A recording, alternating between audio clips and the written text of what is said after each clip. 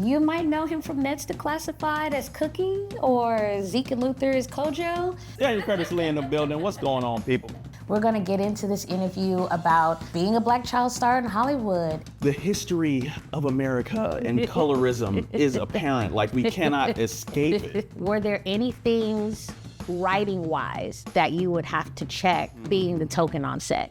Being the token, ooh, see, and it's so tough to accept that title. Yo, hair was an issue, like, just. Everybody has a bad hair and makeup story. And I've always just been fascinated with your lips. You, like, on the other side of tokenism, like if it's not tokenism, you can have. What's up, everybody? I'm Giovonnie Samuels, and this is the Tokens Podcast. I have a wonderful guest for you today. You might know him from Ned's Declassified as Cookie or Zeke Luther as Kojo. And it's none other than the great Daniel Curtis Lee. We're gonna get into this interview about being a Black child star in Hollywood and learning to take that time and have a break. And of course, everybody's got a bad hair and makeup story.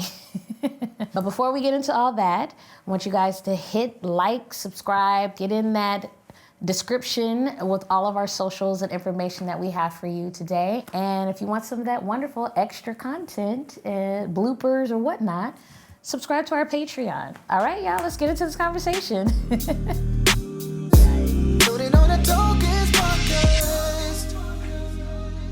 People don't know. Oh yeah, people don't know. This is one of my earliest mentors, like in the Nickelodeon family for sure. Yes. But I would go to these acting classes. We shared a manager with Carla Alexander. Carla Alexander. Shout out to Carla. Yep. She was our manager, and she kind of, I want to say, ushered in like this small, young Black Hollywood. Yeah. She had a roster of huge people. roster, yeah. But I met Dan through our manager, and I immediately took to you and your brother, Nate Lee, Nathaniel Lee. And we just kind of kept going from there. No, I felt so blessed to be able to study under you, like, cause you were already on, all that, doing your thing.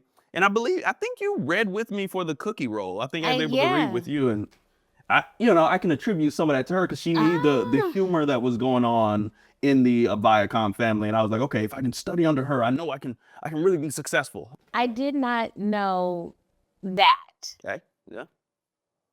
Okay, so as you can see, we have a long history together, but I want to touch more on your career. How did you get started? Let's start from the beginning. The beginning for me, I'm originally from Clinton, Mississippi. All right, deep South, rural South, man. We live in the sticks. All right, so we in the woods. I grew up on this acreage with just my father's family, him and his 7 brothers and sisters. Good Lord. So we all grew up like it was just me and the family. That's what I had grown up with.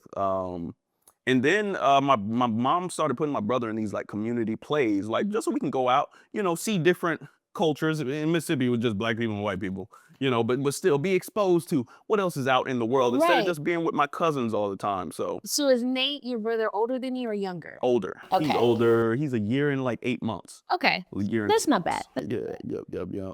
But yeah, so he started doing these community plays, and then we just randomly, by chance, there was a film called My Dog Skip. It was like a 20th Century Fox film with Frankie Muniz. And they were like, you know what? This kid up here might fit for this role that we're filming. They just randomly picked Mississippi to do a shoot in. And my family had never been exposed to, any of the business or anything. But my mom was like, okay, cool. He's been working diligently at this. Let's go and let him audition. He auditions, and, I want to say like 5 months later, we get a call that, hey, yeah, we liked his performance. We want to come and film this project. And he filmed it. And then, just after a couple of years, my family was like, yo, we're going to uproot and we're going to move out to Cali and see if we can get more going for my brother.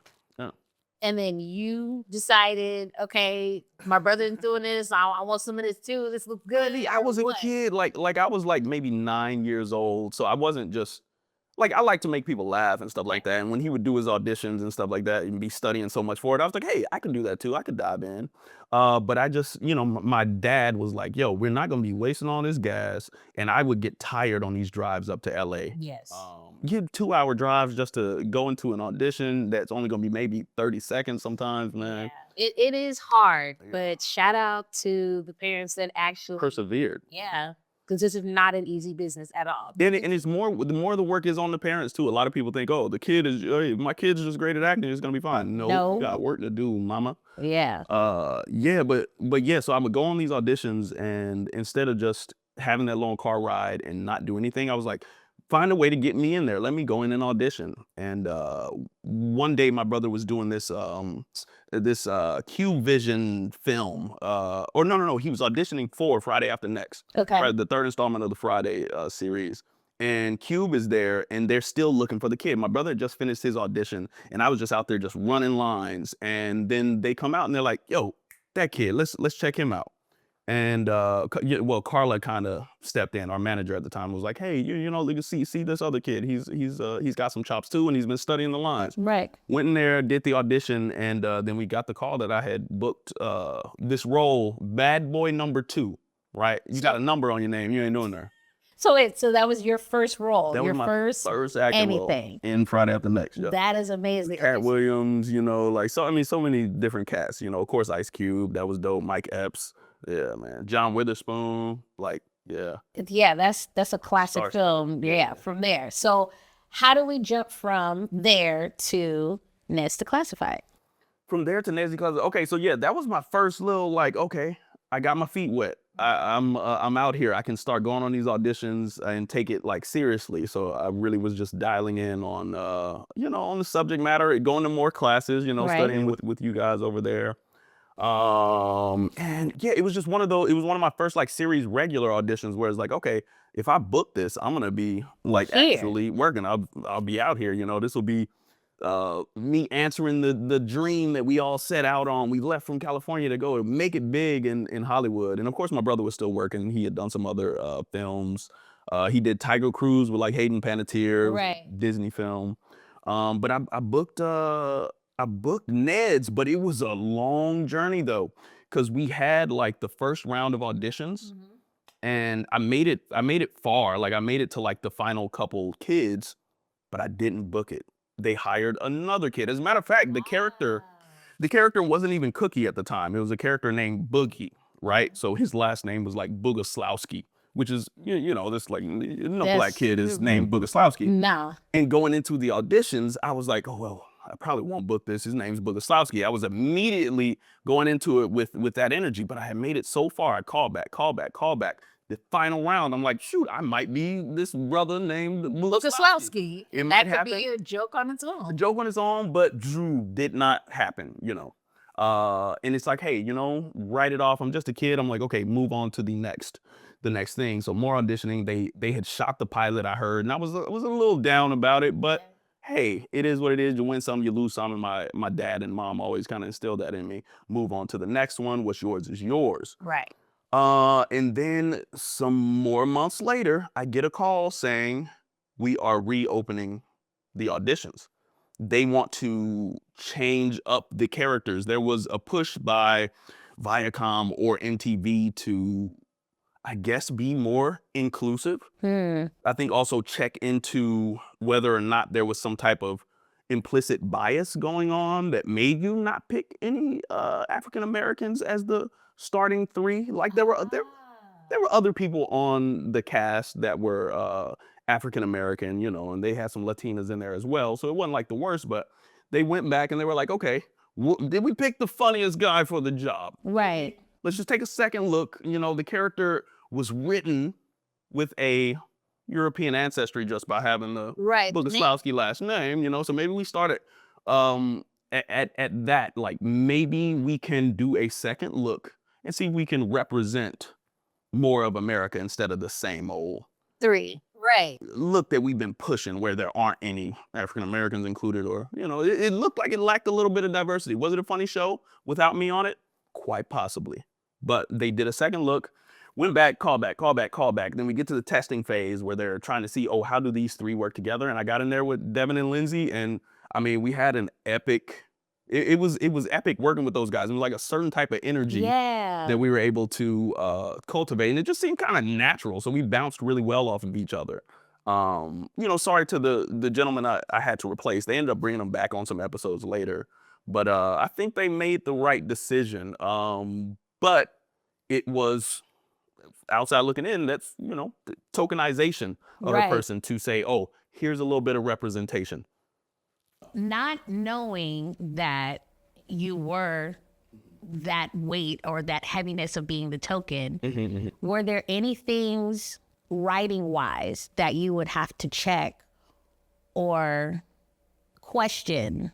Being the token. Ooh, see, and it's so tough to accept that title. Because for me, like token, it's more of an outside looking in thing. Because I was just there every day, just in the thick of it, trying to do the best job I could. Right. I just wanted to be funny at whatever was thrown at me. And with tokenism, that is tokenization really, if we're going into it, is these companies trying to representation and diversity by doing one small The bare thing. minimum. The bare minimum Right. to blanket it. But when done right, like diversity is not tokenization. It's just we hired the right people for the job and they happen to represent this diversity. So would that fall underneath like blind casting? I mean, if that If we were really to take away the aspect of tokenism and just truly have the funniest person or the best person for the job, then that would be considered blind blind casting. casting, and in a perfect world, yes, that would be the best to do. But it's hard to guarantee that blind casting, non-biased casting actually took place. Because what if you do blind casting and then it is again a cast full of only Caucasians? Then it's like, oh, are you sure it was blind? We really don't know. So it's a hard juggling act. But I think businesses are made better for at least doing a double check and say, all right, are we being inclusive enough? Yeah. But to the writing, you said, Right. did I experience any writing?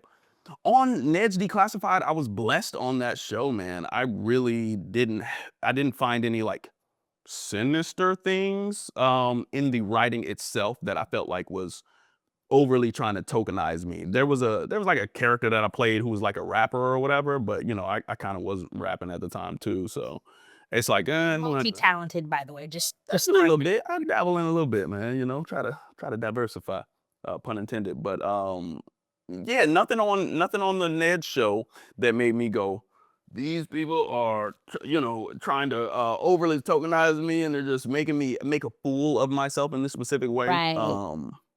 Yeah, nothing crazy. I didn't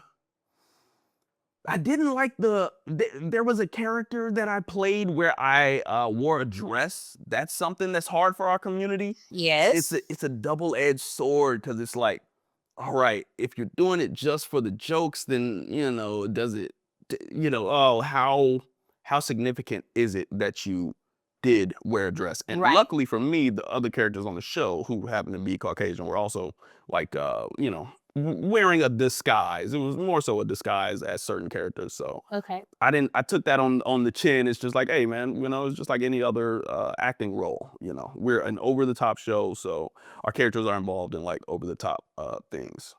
But yeah, on the subject matter of the show, I didn't feel like I was in the hands of writers with bad intentions. That's a blessing. Yeah, I know, because man, I watched the Quiet on Set documentary, and just some of the stuff that y'all touched on, I was like, ooh, I would have hated that.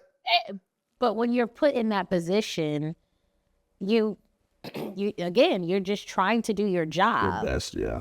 And you don't know how to get around that without causing a scene or having anybody else to advocate for you, especially as a kid. Because there was nobody else behind the camera, at least on my set, that in the writing or producing were a person of color, let alone female. Yeah. The lack of representation was wild, though. Like, that's why I say, like, with them doing that second casting, it was necessary. Like, somebody stepped in and said, okay, this writer's room don't look like it's enough of it. There's an underrepresentation. Right. And then also on camera, so it's like, it really looks bad. Let's throw somebody on camera, and maybe that'll kind of blanket, like, solve it all. But it's tough, because it's like when people write a project, like if I were to write a project and I'm writing about people that I interact with on a daily basis, You're gonna write what you know. what I know. And some Right. of these people might have only grown up with Caucasian homies, at that time.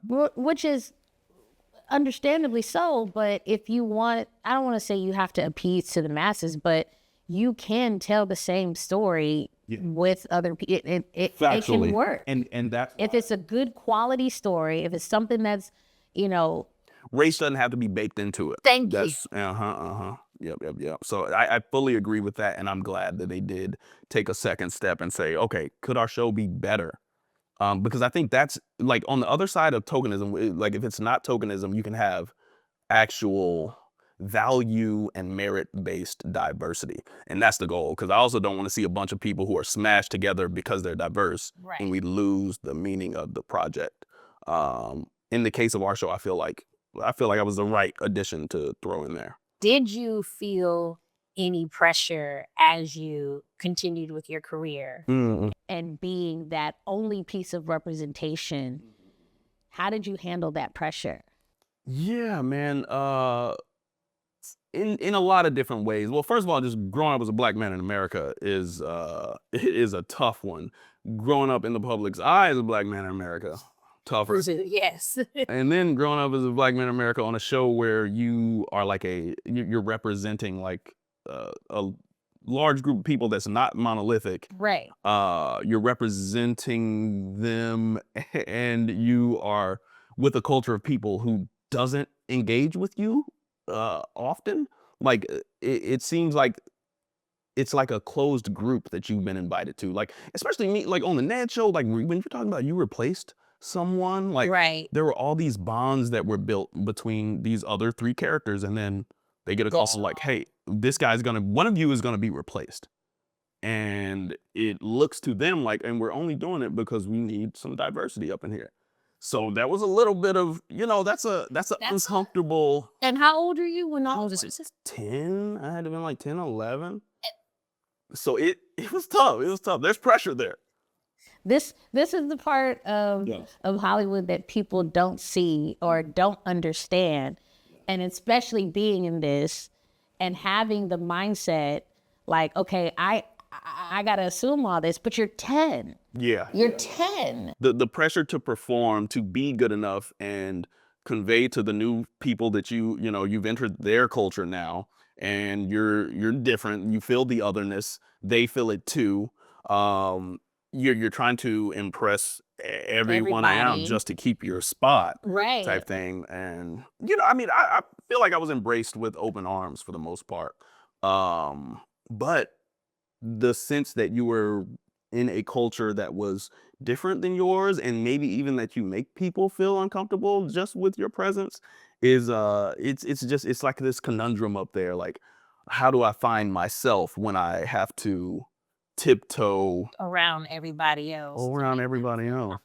Yeah, and if I was in my own like kind of cultural setting, I would be good. Like, I wouldn't even have to have this extra burden of thought.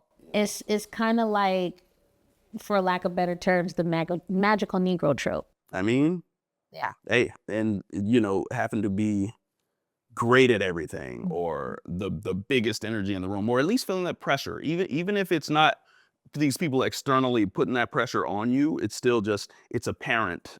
And the history of America and colorism is apparent. Like, we cannot escape it. Yes. We have to navigate it. And I am appreciative that I had some waters that I could navigate, and there wasn't too much sinister activity directed towards me. And when there was, my father was there to nip stuff in the bud. That's good. He took me to set every day. He already, like I said, we're coming from Clinton, Mississippi, like rural Mississippi, where class systems like straight up emerge, and that's what that society was kind of founded on in America. Like, a lot of people on the West Coast are a little bit more removed from it, but where I grew up, it's very evident. I definitely had that culture shock when I moved from California to Atlanta, and seeing it's very split. Yeah, they try to keep that very, to this day. It's the weirdest thing in the world. But were there anything that you felt that you didn't get or that you needed? Oh, I mean, hair was an issue. Like, it's Everybody has a bad hair and makeup man, story. I had the first couple episodes. They didn't want to hire a hairstylist for me, and I get it. Yeah, perfect world, save the money, don't hire a hairstylist first for Right. this guy. But you need a hairstylist who can do everybody's hair. That part. They had a young lady who would just cut my line into just a oval. Oh, not the bowl. Dog, I was furious. Something like I need my line is like in. Where? I had just got a haircut. It was fine enough, but she just wanted to do something Just to to feel like contribute. oh. She chopped these bad boys off. I was like, damn. Oh no. Whole world. Yeah, but my dad was like, we can't have this. And we had another brother on the show, Kendra Berry. Yeah, that's the other little bro. He was on Are You All That with the competition. Wow, So he did. that's how he came on, because he was one of our finalists. Lit. But they didn't end up picking him, so they were like, he's still too funny. We have to put him somewhere. So that's how you end up on this. That's dope. That's dope. Good people though, from Michigan, man. Well, his dad was a barber. So, he was like, look, Nate, I'm never gonna let them do your son like that again. You just call me, and I'll do it. And my dad was like, yeah, and they're gonna pay you for it. So that part. He went ahead and, worked it out. So it's like, yeah, we need a stipend for this man. He's gonna be doing this work that is essential to us producing the best content we can. Exactly. Pay that man.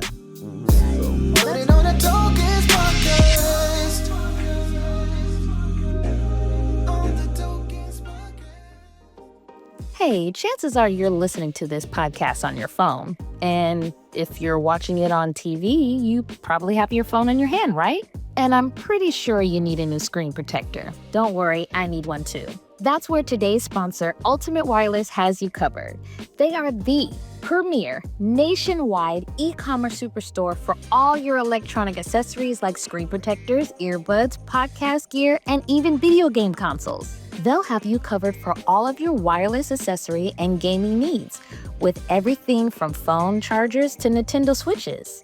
And just because you're a listener for the Tokens podcast, Ultimate Wireless is going to give you up to 25% off your next purchase order when you use the code, you guessed it, the Tokens, at checkout.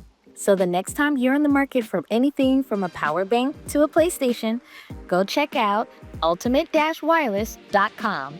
And don't forget to tell them that we sent you by using our code, the Tokens, at checkout for up to 25% off your entire order. Thanks.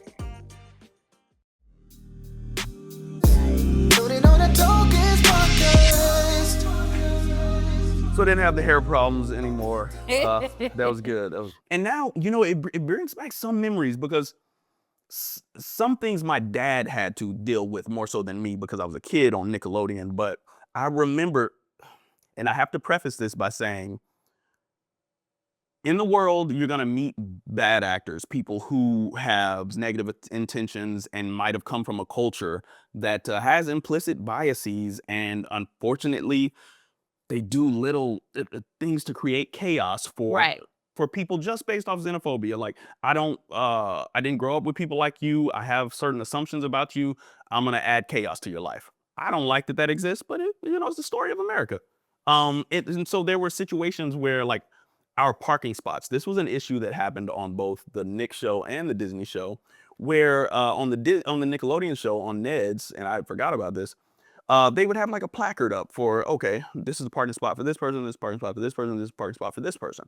And it was only supposed to be like the main three actors, the leads, who would get the little parking Which spot. is completely normal. Yeah, completely normal. Like, first day we get there, this after I had been, the person who was recast, they don't have a parking spot for me there.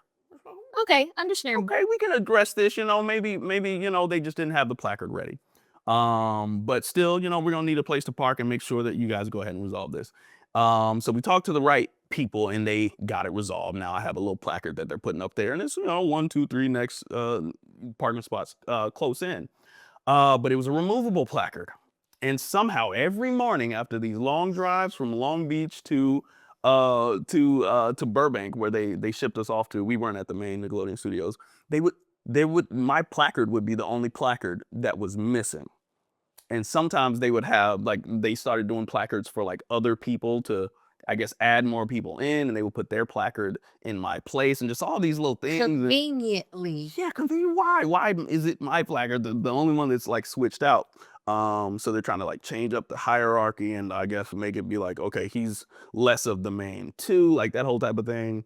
And why somebody would choose to do that to, like, a kid who's just on a TV show trying to live his life, I don't know. But my dad was hot, and so he would have to go in there and nip it in the bud, man.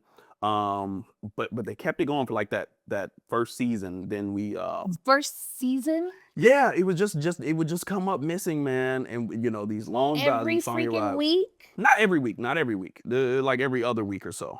But I would just sit in the car, I'm like, Clearly until they delivered. bring it out, man. I'm sorry, we're gonna have to pause filming until y'all get it out.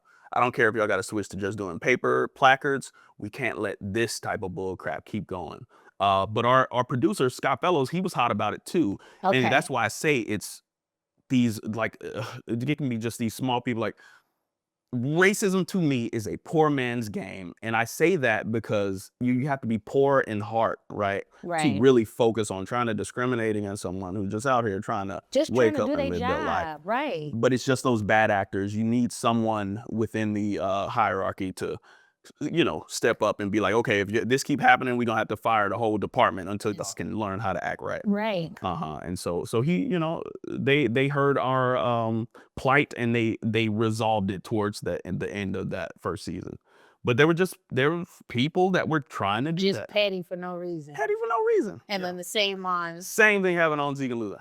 What are the chances? What are the Because chances? How Hollywood is small. convenient. How convenient. What are the chances that it's the same guy? Yeah, so that was super, super cringe. I'm like, and this is where I was becoming more a teenager and getting a little bit more upset, having words for the plight that my people have been facing in America.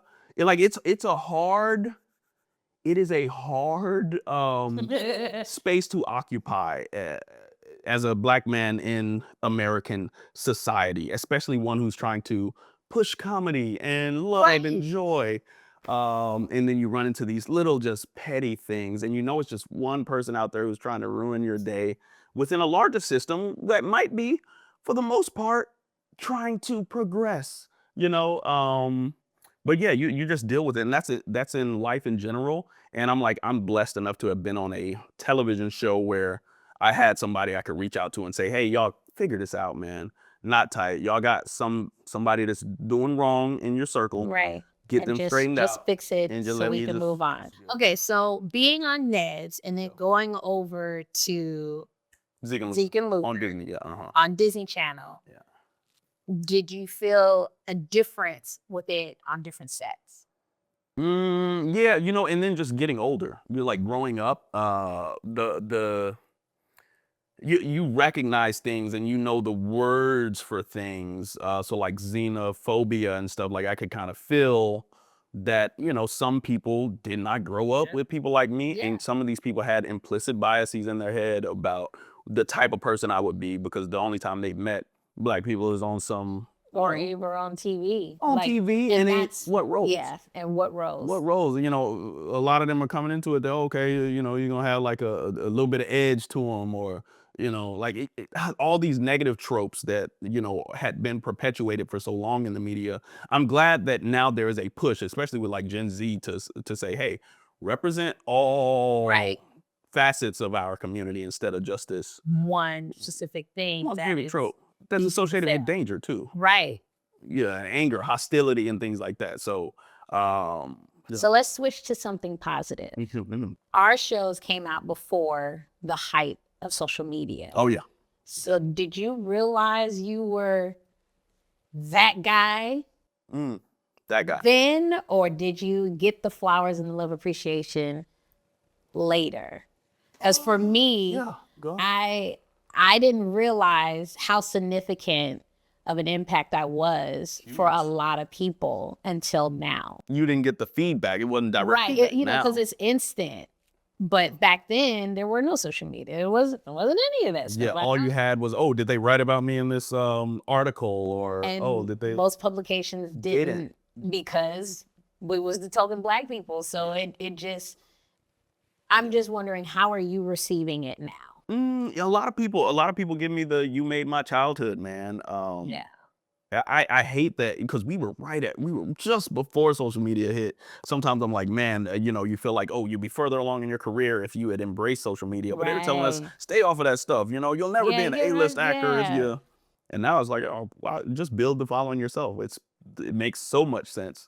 And it removes those glass ceilings that were above us. Even Yeah. as like tokens, now we can know when we have represented our community well, and the community can give us that feedback instead of needing these publications who Right. are Eurocentric to applaud us. So it feels good having social media now. Yeah. Because Black Twitter will tell you in a heartbeat. Yeah, tell you in a heartbeat. They'll let you know everything. Everything. What's one of your favorite fan moments? I always love when I get the drawings, like a person who will take time to draw me. Have you ever had people send in like drawings of you? Yeah, I have. I have it. I don't know why, but there was a fan who just sent this awesome drawing of me, and I've kept it everywhere. Like I folded it up, it's like in a drawer. Some of the pencil marks and these are like fading, but it was so intricate, and it's something I know I could never create. Like I never had the skill of drawing something like straight from my mind, so I thought that was just incredible. Yeah, any other fan? I mean, I love just anytime fans come up and they're like, "Yo, you made my childhood." We've gotten to interact so much. Have you had that with someone saying like, you were my representation, or tell me one of those stories? Those are great. Yeah. So once again, tokenism, bad. Representation, good. There it is. That's the goal. I loved that people were able to say, I saw myself in you. And because my character was a nerd, I represented, some positive values that I feel like I'm blessed to have been able to represent Right. to my community when there was so much out there that was selling drug Everything dealing, else, right? anger, negative interactions within families and stuff like that. Like, my character was a solid, upstanding dude who just wanted to be happy and create gadgets, And so I've met a lot of people who are like, hey, oh, yo, I became a coder because of you, or oh, I went into STEM, technology That's what I because love of to you. hear. And I love that the whole blurred, like black nerd energy. I have a script called blurred vision that we're working on right now, and it just follows a bunch of black nerds, and nerd and like not nerd used to kind of mean like, oh, Oh, you nerd, you a- right. but it's like, No, there's more than one way to be a nerd. I'm a nerd. that part, be it pursuing academia or just loving anime, like whatever type of nerd you are, it's okay to be you and not feel like you have to dial into those tropes. Because in my teenage years, I did find myself, going the way of all, pop culture is like big, hip hop big, you end up wanting to, you end up gravitating towards some of the less than uplifting energies out there. Even, and I was doing the rap career, so I was doing a lot So of you that. was trying to fall into the maybe a thug nasty thug. nasty. It wasn't the real vibe, it wasn't the realest vibe, but it looked so cool. And I just wanted to, You just wanted to dabble in it. Just a convey little that. bit. Yeah, man. Okay, But then I was like, this is kind of hard, man. Maybe I do like books a little bit. Let me stick to the books. Okay, so we went through our teenage years. Now that you are an adult, Yeah. what are you doing now? So many things. For a while I got jaded from entertainment. Okay, and surprisingly, that happens to all of us. So, what was your jaded years or time period? Man, right after Zeke Luther, I I ended up picking up like the raw diet. I was trying to be like super health conscious. Okay, The skinny as a rail by the end of this thing. I was a raw vegan. That meant you didn't cook any of those leaves that you eating. Just leaves, and they cold. I'm sure your mama back at home was like, "Boy, you need to eat some of this cold. You need to They were eat confused. something." We would go and visit my family in Mississippi. Like, that boy is just fading away. What's wrong with that boy? Like, so Kind of was. no, it straight up was. No, I won't watch. Like, I can't watch the last 2 seasons of Zeke Luther. I cannot watch it. But I was under a lot of pressure. I felt like The whole tokenism representation. tokenism Yeah. thing. Yeah, and then feeling like these people got me up here and they're parading me around, but they don't really, like, it's not real representation they otherwise would prefer if I wasn't on here, so I'm battling with that. Um, and then just also just feeling like entertainment itself is futile. Like, sure, I get people to laugh and stuff like that, but man, I got cousins and stuff that's struggling to, make things, happen and make change in their life. You got all these atrocities that are happening around you, and you're like, what good am I doing in the world? So I was like, I just need a break. And I moved back to Mississippi, man, and just took like a huge little break. To just pause, man, It's pause and get needed. away from A nice from it all. reset. A reset. I mean, just as an actor overall, we've seen other actors like, oh, I'm going to take a break, oh, I'm retiring. And then they come back and do even better work. Yeah. For me, I was like, I'm tired of sitting by the phone, especially, and waiting for calls. And I was like, if I'm gonna enter entertainment again, it's gonna be behind my the camera, terms. on my terms, and some projects where I have ownership, versus just being in front of that camera and only telling the stories that people want to tell. Why don't I create my own kind of story? So that's when I got into more of the directing, cinematography. I was still doing music at the time, though, so I was writing for a lot of people and also myself. And one thing that I kept finding was a missing piece was, filmography, videography. Okay, Yeah. got all these songs and stuff like that. Somebody's got to film it.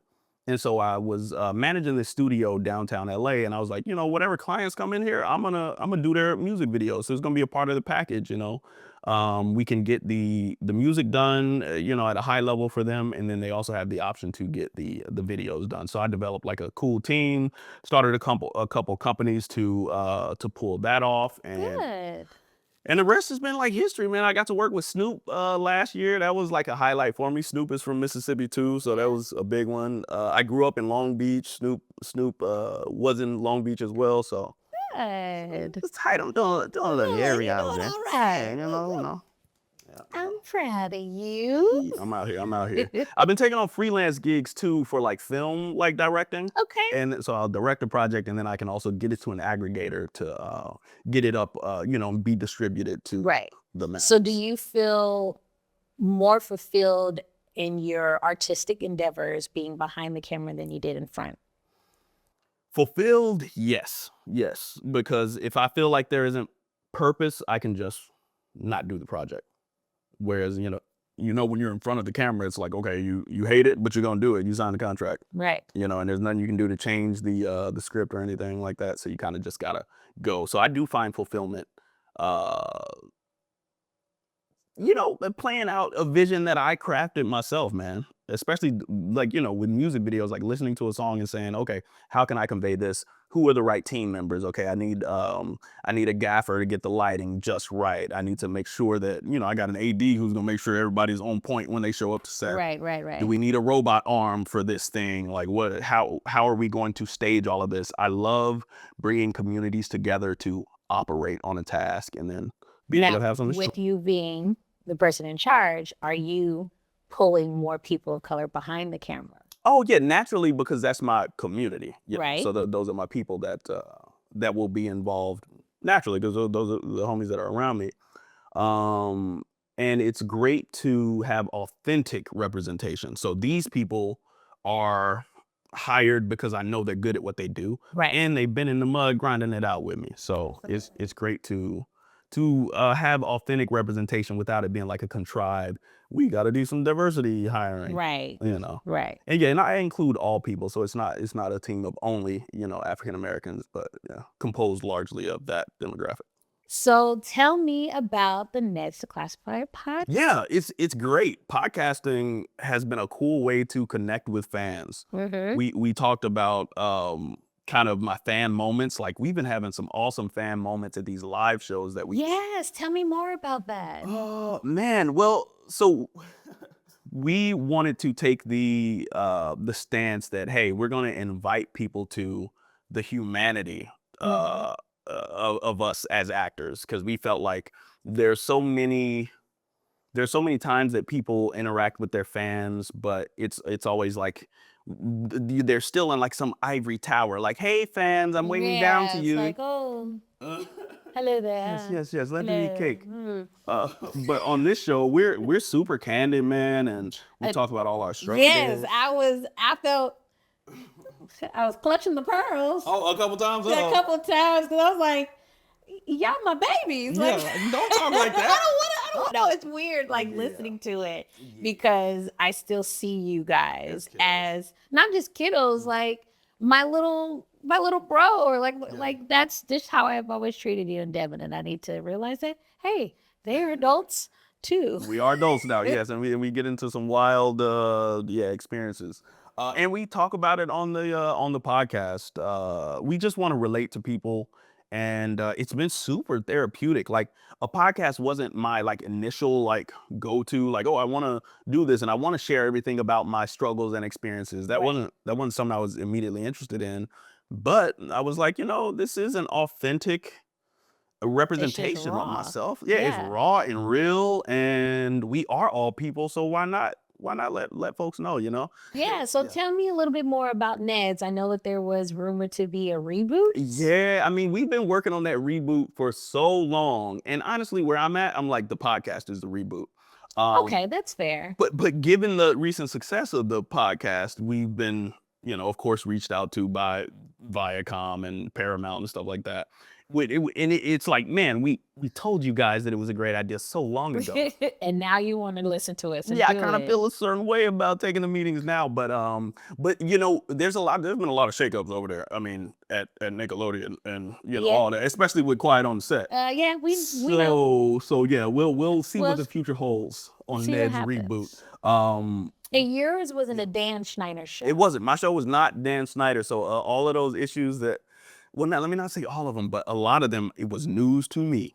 Yeah, so you found out during the documentary. Yeah, on that release, man, I was like, yo, could not have anticipated well, it just really hit home, man. Yeah. Because people, with us doing the Ned's podcast, so many people are like, oh, you guys are ruining my childhood, telling me that they never paid you guys and da-da-da-da-da.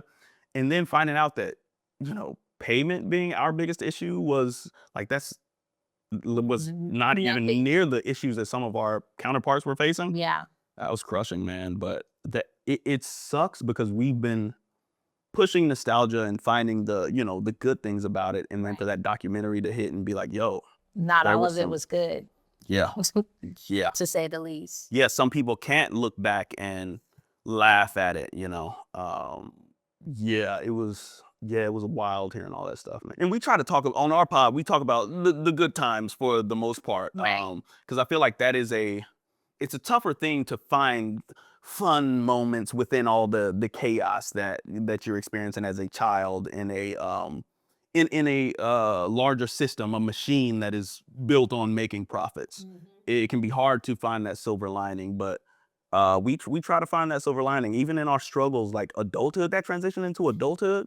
Yeah. So Okay, so transitioning from a child star to adulthood, how has that transition? Because one, as a child star, it's already hard enough to do, but as a Black child star, I feel like a lot of our former colleagues have fallen off, and they're under an extra lens of criticism because they're also Black. So how did you transition? Yeah, it's not as forgiving, those little mistakes, man. Cause you all right. I mean, Okay, you look I'm all right. good. You I tried. smell good. I smell good. All right, you still cool. got your sense. And there we go. Ain't no records. I mean, that I know of. Yeah.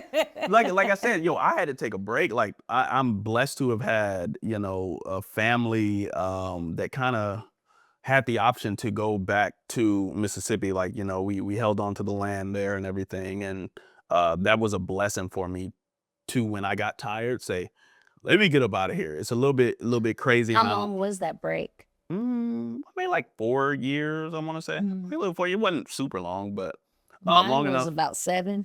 Oh, like 7? Yeah. Yeah, about like 6, 7 years. Just to breathe and go and say, I hey, who mean, am I? Yeah, because I think you started a bit younger than I did, but I was going nonstop. Like every year I was booking at least 1 or 2 roles all the way through my 20s. and I was still playing high school. I completely understand having that space, that safe space. Yeah, it gotta be safe. It's got to be safe. Do you think going out of Hollywood made it that much safer for you, or to feel better, or to even grow as a person? There was a lot less pressure to perform. Like, you go back to family that done seen you snot nose, Right. you know, sick as a dog with chicken pox. Like, you know, like these people who straight up see you as a human, they know your humanity. There's no pressure to perform for them. So that was The family that actually keeps you humble. yeah, I mean, yeah, that keeps you humble, man. And like I say, also like dealing with Come on. as a black man in America, and I'm blessed once again. Come on. You can, or the media can feed this to you, and also just these these structures, these institutions can feed this sense that you should expect the world to be cruel to you as a black man. Now, is that out there? Yes, there are bad actors, like I say, but I ran into this despair and xenophobia within myself where I felt like the world wanted to bring me harm. And for me, I needed a little break to go back home and just be around people who I know didn't mean me harm, so that I could then return and reassess, like, okay, how much of this am I putting on myself, this fear to expand? I would love a world in which I could show up, be authentically myself, and expect that the world will give me back good, will return good to me. And I feel like certain things are perpetuated to make us feel like the world is gonna bring us harm. And after my little rest, I came back to Cali, did the school thing, just went ahead and did like college. I was like, let me put my head in the books. And then also traveled the world. I was like, let me go travel the world. I was about to say, because every time I see your Instagram, you somewhere else. Somewhere else, man. Yeah, I like to travel, man. I studied linguistics in college, and got a chance to do a study abroad in Spain for a little bit. That's why your Spanish is right. I've been working with my Spanish. You know, I love my Spanish speaking fans. Like, this podcast gave me an opportunity to really see who was rocking with me, and they are so present. But yeah, the Ned's Declassified pod has been awesome. You know, just catching back up with these guys. And now with the Zeke and Luther pod. It's a pod that I'm producing. Like, you know, we're all owners of the Ned's Declassified pod, but I was coming into it more like, okay, show me how these how y'all are running this situation. You know, so I'm an active partner there, but it was my first time. You know, coming into that space. Now I'm doing the Zeke and Luther pod as a full-on producer, where I'm all about just making sure we're effectively entering this market. You know, I'm all about supporting my own black business, you know. There it is. That part. You had it. Dan, I just want to say thank you so much for coming on and telling your story. Anytime spending with you is like old times. Like old times. Yes. Oh, and I gotta tell you, and I've always just been fascinated with your lips. You have amazing lips. When I was a kid, I was a little bit self-conscious about my lips, and I was like, she's on TV. She got big lips. I got big lips. We winning out here. Big lip gang. I love you, Dio. Thanks for having me on the show, man. Thank you for Thanks for your representation.